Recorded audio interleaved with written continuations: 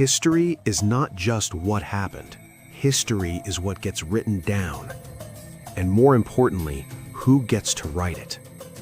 This is the story of how an entire continent was rewritten.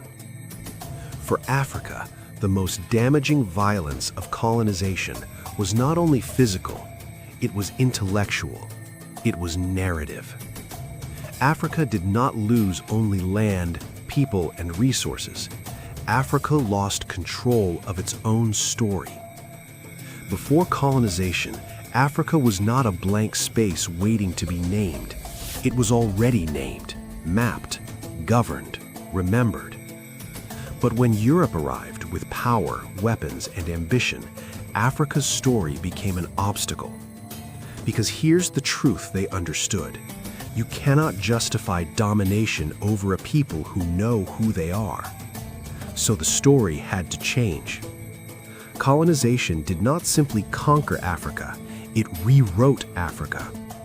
Before Europeans arrived, Africa existed as thousands of societies with their own systems of governance, trade, education, spirituality, and identity.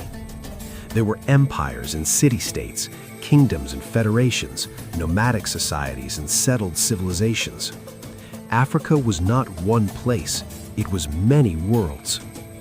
West Africa had empires like Ghana, Mali, and Songhai, wealthy, educated, globally connected.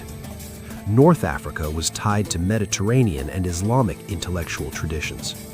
East Africa traded with Arabia, India, and China. South Africa built stone cities like Great Zimbabwe.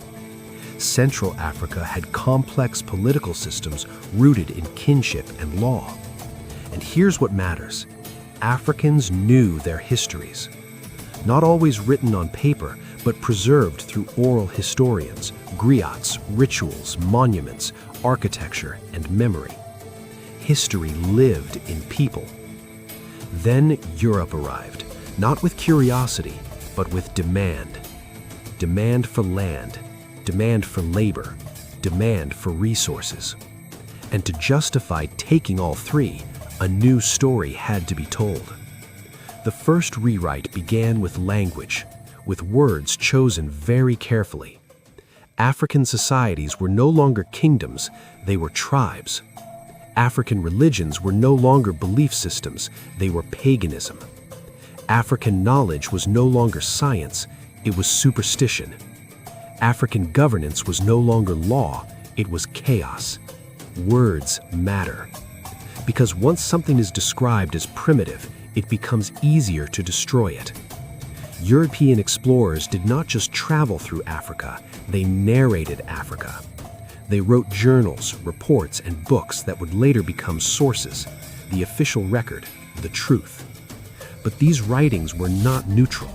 They were shaped by racial hierarchies already forming in Europe, by the need to justify slavery, by the need to justify conquest.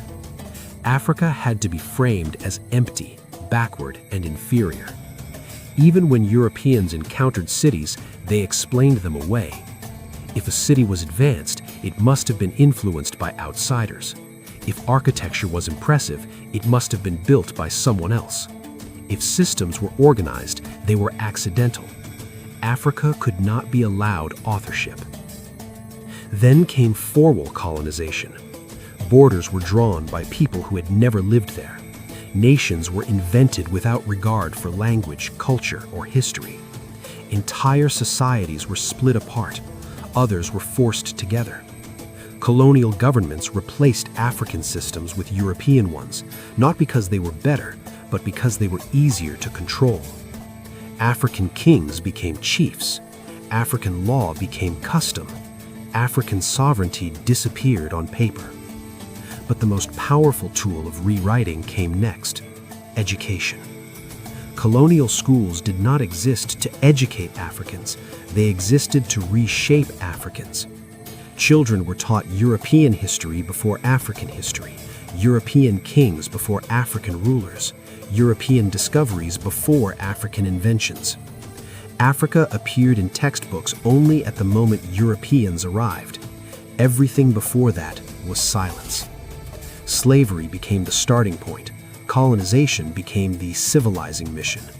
Resistance became rebellion. Survival became failure. African children learned about their ancestors through the eyes of those who conquered them. This was not accidental. A people taught to see themselves as inferior are easier to rule.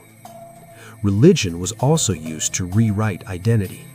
African spiritual systems, deeply philosophical, ethical, and symbolic, were dismissed as witchcraft.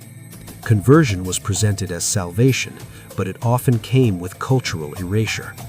Names were changed, languages were discouraged, rituals were banned. Africa was told that its past was sinful, its present was broken, and its future depended on becoming something else. Even African resistance was rewritten. Wars against colonization were labeled uprisings. Leaders defending their land were called troublemakers. Figures like Samiri Toure, Ya Asantewaa, and Shaka Zulu were reduced to footnotes or caricatures. Their complexity disappeared. Colonial archives became the official memory. African voices were excluded. When independence finally came, the damage was already deep. New African nations inherited colonial borders, colonial languages, colonial institutions, and colonial narratives. Even after colonizers left physically, their stories remained. Universities taught African history using European frameworks. African scholars were forced to cite European sources to be considered legitimate. Oral history was dismissed as unreliable. Africa was still being explained instead of listened to. The global media continued the rewrite. Africa was portrayed as a continent of poverty, war, disease, and dependency. Context disappeared. History disappeared. Centuries of extraction became corruption. Colonial disruption became failure. Survival under impossible conditions became backwardness. Africa was shown without a past and therefore without a future. But history cannot be erased completely. Manuscripts survived, oral traditions endured, archaeology revealed truth buried under propaganda. African scholars began reclaiming narrative space. They showed that Africa had universities before Europe standardized education, that African metallurgy predated European techniques, that African governance systems were sophisticated and adaptive, that African philosophy existed long before it was named. The rewrite began to crack, but the effects remain. Many Africans still measure success by distance from their culture. Many still struggle with identity shaped by absence. Colonization did not just take resources, it interrupted memory. And when memory is interrupted, people forget who they were before the wound. Reclaiming Africa's story is not about nostalgia. It is about accuracy. It is about restoring continuity. Africa was not discovered. It was documented selectively. Africa was not silenced. It was silenced. Africa did not lack history. It was removed from the record. Colonization rewrote Africa's story to justify itself. But rewritten stories can be revised again.